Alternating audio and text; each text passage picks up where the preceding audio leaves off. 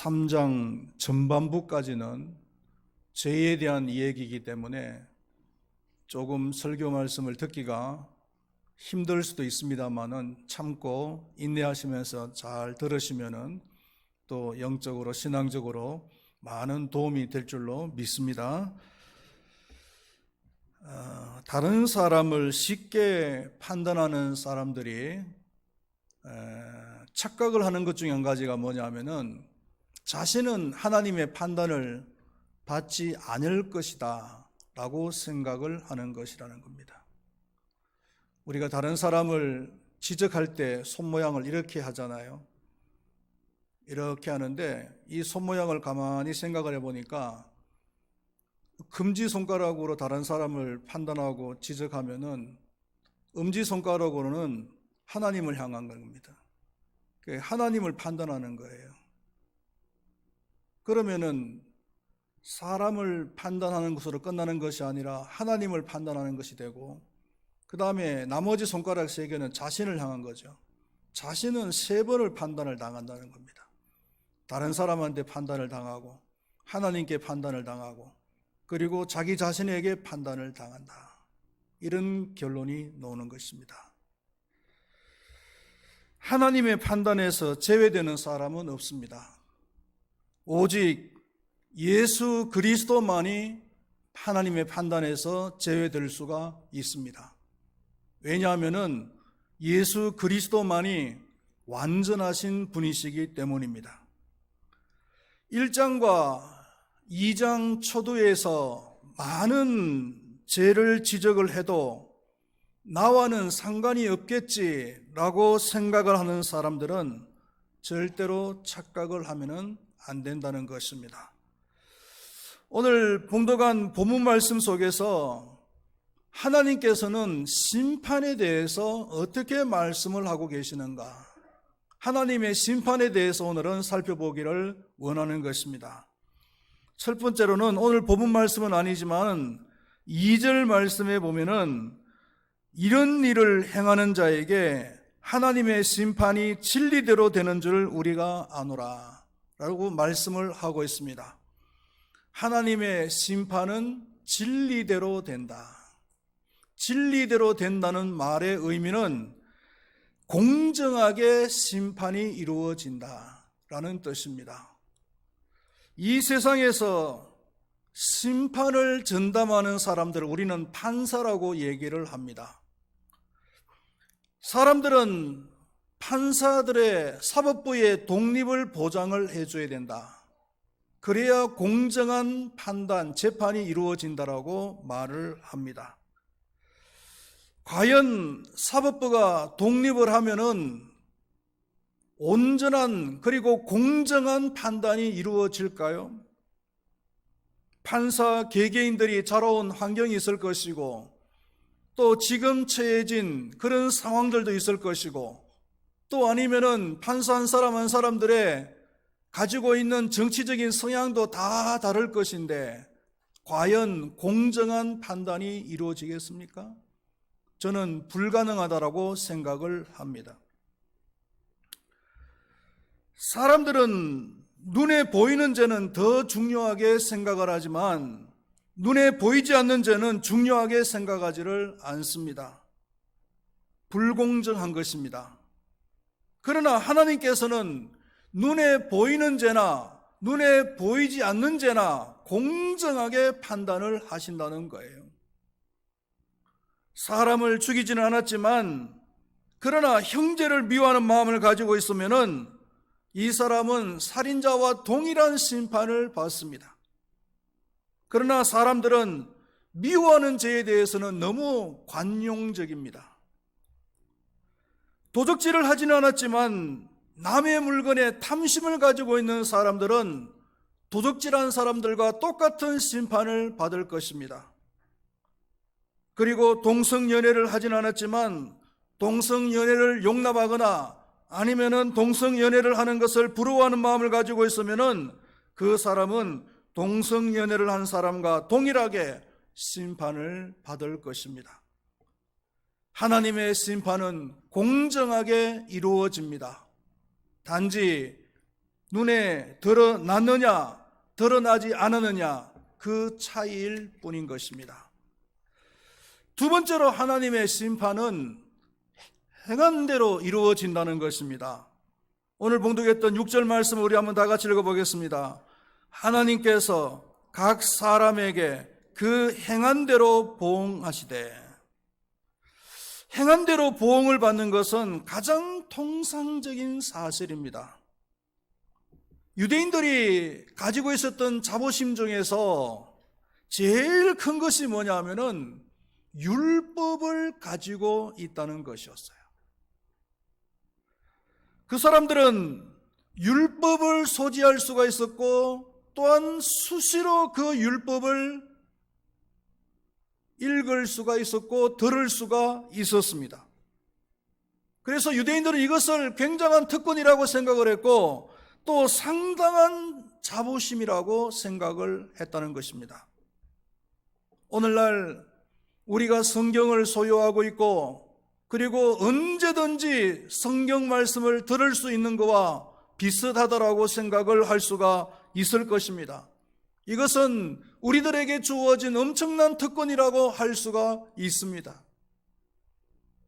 제가 라오스에 처음 초창기에 갔을 때 그 라오스 교회 교인들이 가지고 있는 성경책을 유심히 봤습니다.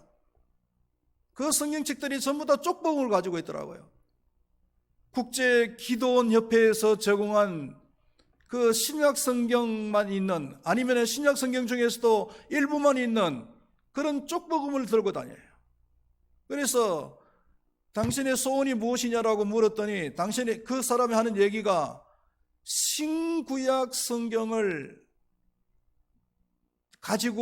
가질 수 있는 것이 제 소원입니다라고 대답하는 것을 제가 들었습니다.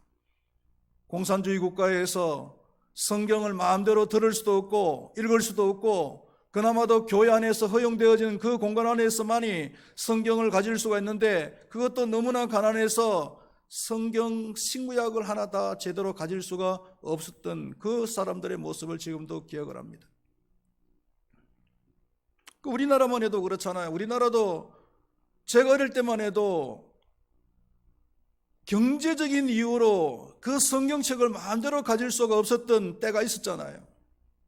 저도 처음 예수를 믿을 때 저희 가정 식구들이 예수를 안 믿었기 때문에 제가 학생인 저 혼자서 예수를 믿으니까 성경책을 어디서 구해야 되는데 보니까 집에 오래된 성경책이 한 권 있더라고요. 그래서 그 성경책을 들고 다니는데 다른 사람들이 비쩍비쩍하는 성경책 들고 다니는 거 보면은 가지고 싶더라고요. 그래서 돈을 모았습니다. 용돈이 생기면 용돈을 모아가지고, 그리고 성경책을 한 권 샀는데, 그냥 성경책을 읽어보니까 무슨 말인지 도저히 이해가 잘 안 돼가지고, 그 당시에 제가 한문을 좀 한자를 좋아했기 때문에 한자 성경을 샀습니다. 한자 성경을 사가지고, 그리고 그것을 열심히 읽었더니 잘 이해가 되지 않는 부분들도 이해가 되어지는 그런 부분들이 많이 생기더라고요. 그래서 한자 성경을 한동안 가지고 다니다가 또 이해가 안 되어지는 부분들이 너무 많아가지고, 이제는 좀 주석 성경을 한 권 있었으면 좋겠다라는 생각이 들어서, 그래서 주석 성경을 사기 위해서 또 돈을 열심히 모았습니다. 모아가지고 톰슨 성경이라고 하는 두꺼우면서도 큰 성경책이 있습니다. 주석이 달렸으니까 책이 두꺼워질 수밖에 없는 거죠. 그 성경책을 사가지고 또 한동안 가지고 다니면서 열심히 봤던 그런 기억이 있습니다. 오늘날 우리의 주변을 보면 어떻습니까, 여러분? 성경책이 넘쳐납니다. 그리고 설교를 들으려고 생각만 하면, 마음만 먹으면은 얼마든지 들을 수 있는 그런 환경 속에서 우리는 살아가고 있잖아요. 그냥 채널을 그냥 돌리기만 돌리면은 우리나라의 유명한 목사님들 그 설교를 마음껏 들을 수 있는 그런 환경 속에서 우리는 지금 살아가고 있는 거예요. 그러나 우리가 분명히 알아야 될 것은 뭐냐 하면은, 우리에게 이러한 특권이 있는 것과 우리가 말씀대로 행하는 것하고는 별개의 것이라는 거예요.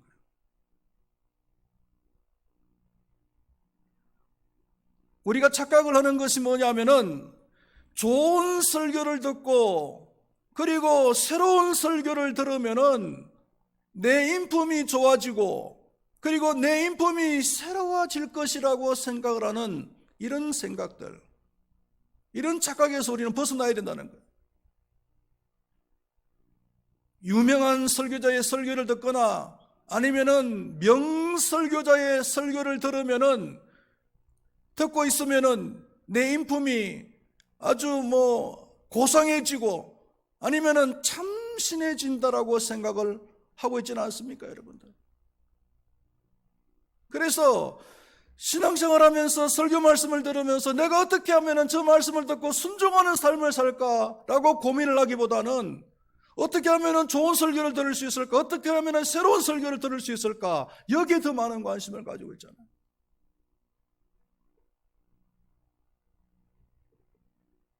오늘 봉독했던 13절 말씀에 하나님 앞에서는 율법을 듣는 자가 의인이 아니요 오직 율법을 행하는 자라야 의롭다 하심을 얻는다라고 말씀을 하고 있습니다. 듣는 자가 의인이 아니고 율법을 행하는 자가 의인이라고. 마태복음 22장 28절에서 31절 말씀에 보면은 두 아들의 얘기가 나옵니다. 아버지는 포도원 농사를 짓는 사람이었습니다. 하루는 첫째 아들을 불러서 오늘 포도원에 와서 포도원 일을 좀 도와주면 좋겠다라고 이야기를 했습니다. 큰아들은 예라고 대답을 하고 실제로는 가지를 않았습니다. 예라고 대답은 했지만 아예 처음부터 아버지 일을 도와줄 마음이 없었던 것 같아요. 그러나 둘째 아들은 아버지가 도와달라고 하자 그 자리에서는 싫어요라고 대답을 했습니다. 그러나 싫어요라고 대답을 해놓고 가만히 생각해 보니까 아버지 일을 도와주는 것이 맞는 것 같아요. 그래서 마음을 돌이켜서 실제로는 아버지 일을 도와드렸습니다. 두 아들 중에 누가 아버지의 뜻대로 행한 것입니까? 누가 아버지의 말씀에 순종을 한 것입니까? 여기서 첫째 아들은 유대인들이고 둘째 아들은 이방인들을 얘기하는 것입니다. 분명한 것은 하나님께서 유대인들에게 이런 특권을 주신 것은 맞습니다. 그 다음에는 이방인들이에요. 먼저는 유대인이고 그 다음에는 이방인 순입니다. 우리는 원래는 이방인들입니다. 우리가 유대인들보다도 율법을 먼저 받지 않았잖아요. 그러나 하나님께서는 심판을 하실 때는요, 유대인들을 먼저 심판하신다는 사실을 우리는 알아야 되고, 그 이유는 이방인들보다 먼저 율법을 받았기 때문이에요.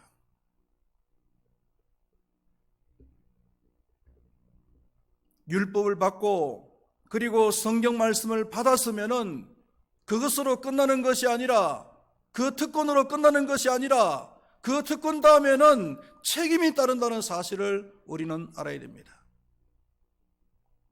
듣는 것이 특권이라면은 행하는 것은 책임입니다. 한번 따라해 보실까요? 듣는 것이 특권이라면 행하는 것은 책임이다. 특권을 받았으면 책임을 져야 되죠. 하나님께서는 행함대로 심판을 하신다는 사실을 여러분들은 기억하시기를 바라겠습니다. 그리고 세 번째로 하나님의 심판은 은밀한 것까지 이루어진다는 겁니다. 16절 말씀을 우리 다 같이 읽어보겠습니다. 곧 나의 복음에 이른 바와 같이 하나님이 예수 그리스도로 말미암아 사람들의 은밀한 것을 심판하시는 그날이라. 여기서 은밀한 것이라는 것은 비밀한 것을 말합니다.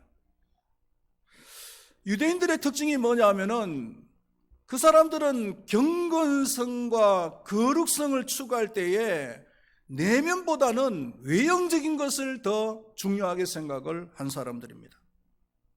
그래서 옷을 입고 다닐 때도 까만 옷을 입고 다닙니다. 그래서 그 사람들이 별명이 까마귀입니다. 까마귀처럼 까만 옷을 입고 다니면은 좀 거룩하게 보이잖아요.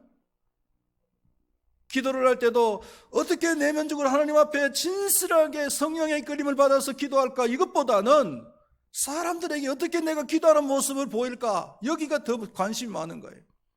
그래서 기도를 해도 은밀한 골방에서 기도하는 것이 아니라 저작거리에서, 시장거리에서 사람들이 많이 보는 앞에서 그냥 기도하는 척 하는 거예요.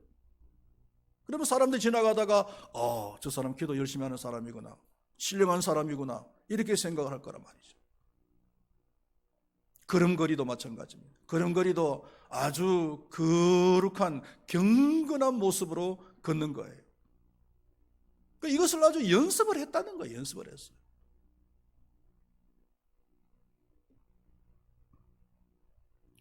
(11절) 말씀을 한번 보겠습니다. (11절) 말씀 다 같이 읽어보겠습니다. 이는 하나님께서 외모로 사람을 취하지 아니하심이라. 이 말씀에 가장 대표적으로 걸리는 사람들이 서기관과 바리새인들입니다. 이 사람들은 신앙생활의 경건성을 겉으로만 꾸미려고 하다가 예수님에게 신랄하게 지적을 받은 사람들이잖아요. 마태복음 23장 25절 말씀에 보면은 화 있을진저 외식하는 서기관들과 바리새인들이여 잔과 대접의 겉은 깨끗이 하되 그 안에는 탐욕과 방탕으로 가득하도다. 겉은 깨끗하게 하는데 그 안에는 탐욕과 방탕으로, 더러운 것으로 가득 차 있다는 거예요. 그래서 예수님께서는 이들에게 눈먼 바리새인들이여 너는 먼저 안을 깨끗이 하라. 그리하면 겉도 깨끗하여지리라. 겉이 중요한 것이 아니라 안을 깨끗하게 생각하면은 겉도 깨끗하게 된다는 말씀입니다.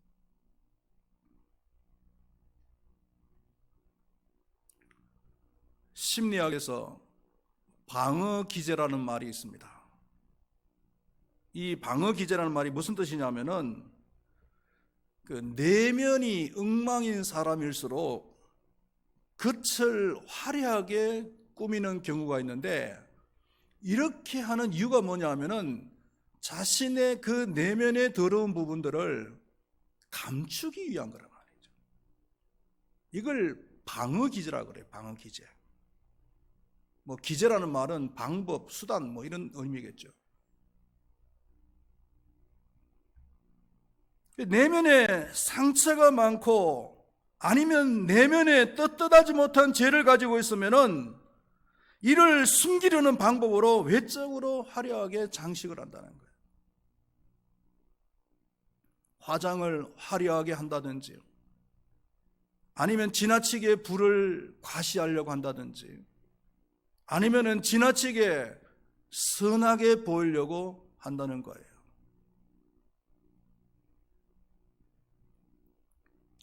중학교 때 수학 선생님이 기억이 나는데요. 그 수학 선생님은 수학 과목이 중요한 과목이니까 일주일에 몇 시간이나 되잖아요. 전 시간에 꼭 숙제를 내줍니다. 그 방정식이나 공식을 갖다가 외워와 해가지고 숙제를 내주고, 그리고 이제 그 다음 시간이 되면은 수업하기 전에 몽둥이를 하나 들고 어슬렁 다니면서 시키는 거예요. 숙제 낸 걸. 그래서 시켜가지고 모르면은 몽둥이로 허벅지를 갖다가 몇 대 때리고, 그래가지고 아이들한테 경각심을 일으키고, 그리고 이제 수업을 시작하는 그런 선생님인데, 보통 이제 지금 기억으로는 수학 시간이 점심 먹고 오후 첫째 시간에 이제 있는 경우가 많았던 것 같아요. 그러면은 그 시각이 되면 아이들은 점심 먹자마자 어디 놀러도 안 가고 그냥 그 공식 외우느라고 바쁜 겁니다. 점심시간 내내 공식을 열심히 외웠다가 오후 첫째 시간 되면 이제 재빨리 이제 그 답을 하기도 하고 그렇게 했는데, 근데 저는 그렇게 안 했어요. 저는 공부하는 스타일이 평소에 이렇게 늘 열심히 하는 그런 스타일이 아니라 시험 때가 되면은 그냥 급속도로 그냥 하는 그런 스타일이었기 때문에 평소에는 웬만하면 공부를 잘 안 했어요.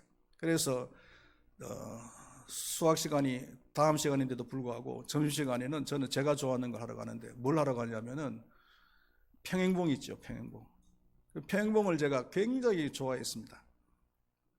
몸의 근육을 이제 만들기 위해서, 그래서 힘으로 다른 사람들한테, 다른 친구들한테 앉기 위해서 팽봉을 점심시간만 되면 가서 그냥 오후 시간, 첫째 시간 종 칠 때까지, 수업 시간 종 칠 때까지 그냥 팽봉을 하는 거예요. 그런데 공교롭게도 그 수학 선생의 취미도 팽봉이야. 그래서 내가 이쪽에서 팽봉하고 있으면 그 선생님은 저쪽에서 팽봉을 하는 거예요. 그래서 쑥 내려갔다 올라오고, 쑥 내려갔다 올라오고, 한번 옆에 싹 쳐다보면 그 선생님도 싹 하다가 또 이렇게 한번 쳐다보시고, 그러다가 두 사람도 팽봉을 좋아하니까 정말 그 오후 시간, 수업 시간 딱 종이 치면은 그때서야 이제 저는 교실로 뛰어가고, 그리고 선생님은 이제 수업 준비하러 교무실로 이제 달려가시는 거죠. 그리고 이제 한 5분쯤 지나면은 막대기 하나 들고 책 들고 이제 탁 나타나셔가지고, 그리고 이제 예외 없이 공식을 이제 숙제 낸 걸 갖다가 아이들한테 질문하러 왔다 갔다 하는 거예요. 그러면 이제 학생들은 표정을 어떤 표정을 지을까요? 공식을 다 외운 애들은 뭐 자신 있는 표정을 자연스럽게 내겠지만, 공식을 못 외운 학생들도 안 걸리기 위해서 마치 자신 있는 표정을 갖다가 짓는 거예요. 속으로는 덜덜덜덜 떨리지만은, 조마조마하지만은 겉으로는 다 외운 척하면서 그냥 자신 있는 표정을 짓는 거예요.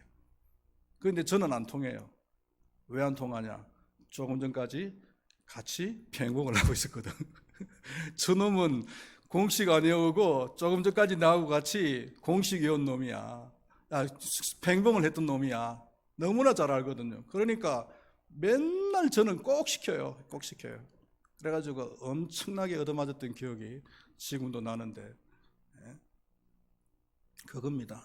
속으로는 어두운 부분이 있는데, 상처된 부분이 있는데, 그것을 감추기 위해서 겉을 꾸미는 거죠. 장식하는 거죠. 지나치게 자신의 부를 드러내려고 하고, 지나치게 선하다는 것을 나타내려고 하는 그것이 방어기제라는 거예요.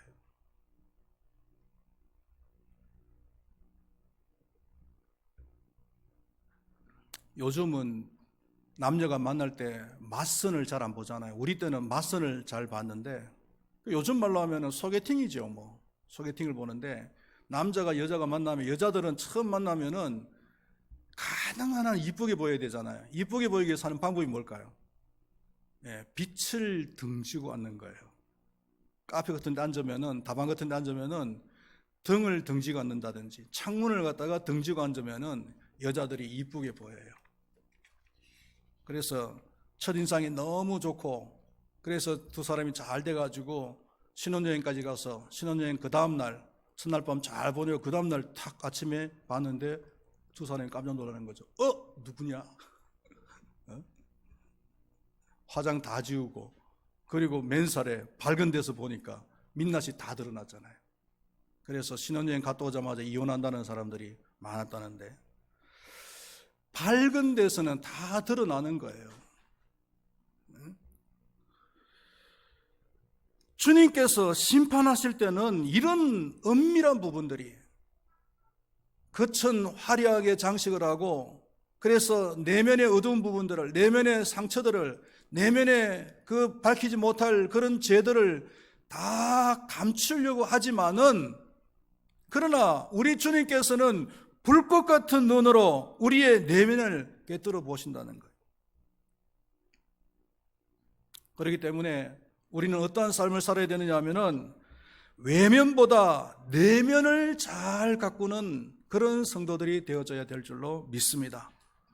보이지 않는 곳에서는 원망과 불평을 늘어놓다가 보이는 곳에서는 사랑하는 척 하는 그런 사람이 되어서는 안 될 것입니다. 월요일에서 토요일까지는 엉망진창의 삶을 살다가 주일에는 거룩한 척 성경책을 들고 교회 오는 그런 삶을 살아서는 안 될 것입니다. 내면에 남을 미워하거나 음욕을 품거나 남의 것을 욕심내고 탐욕적인 그런 마음을 가지고서 살아가는 사람이 되어서는 안 될 줄로 믿습니다. 그러나 기쁜 소식이 있는데, 그게 뭐냐면은, 하나님의 심판은 이러한 원리대로 이루어지지만은 믿는 사람들에게는 하나님의 심판이 적용이 안 된다는 거예요. 히브리서 9장 27절 말씀에 보면은 한 번 죽는 것은 사람에게 정해진 것이요 그 후에는 심판이 있다. 모든 사람들에게 다 적용이 되어지는 이 말씀인데, 그러나 요한복음 5장 24절 말씀에 내가 진실로 진실로 너희에게 이르노니 내 말을 듣고 나 보내신 이를 믿는 자는 영생을 얻었고 심판에 이르지 아니하나니. 예수님께서 말씀하십니다. 모든 사람들이 한 번 죽는 것은 정해진 것이고 그리고 죽으면 심판을 받는다고 했는데, 그러나 나 보내신 이와 내 말을 듣는 자, 믿는 자들은 심판을 면제해 주겠다. 할렐루야, 할렐루야. 여러분, 왜 그렇습니까? 예수님께서 이미 우리 죄를 대신해서 십자가에서 죽어주셨기 때문에 우리는 심판에 대해서, 죄에 대한 심판에 대해서 면제를 받는 거예요. 그래서 로마서 8장 1절에서 그러므로 이제 그리스도 예수 안에 있는 자에게는 결코 정죄함이 있느니라 없느니라? 없느니라. 할렐루야. 예. 그래서 이것이 복음인 거예요. 사랑하시는 우리 성도님들이시여, 이제 우리는 하나님의 심판은 면제를 받은 사람들이지만, 그러나 하나님의 심판대 앞에 선다면 이라는 생각을 가지고서 우리는 삶을 살아야 될 줄로 믿습니다. 그래서 하나님의 심판대 앞에서 부끄러움이 없는 특별히 내면을 깨끗이 하는 그런 삶을 살아가시는 우리 모두가 되면 좋겠습니다.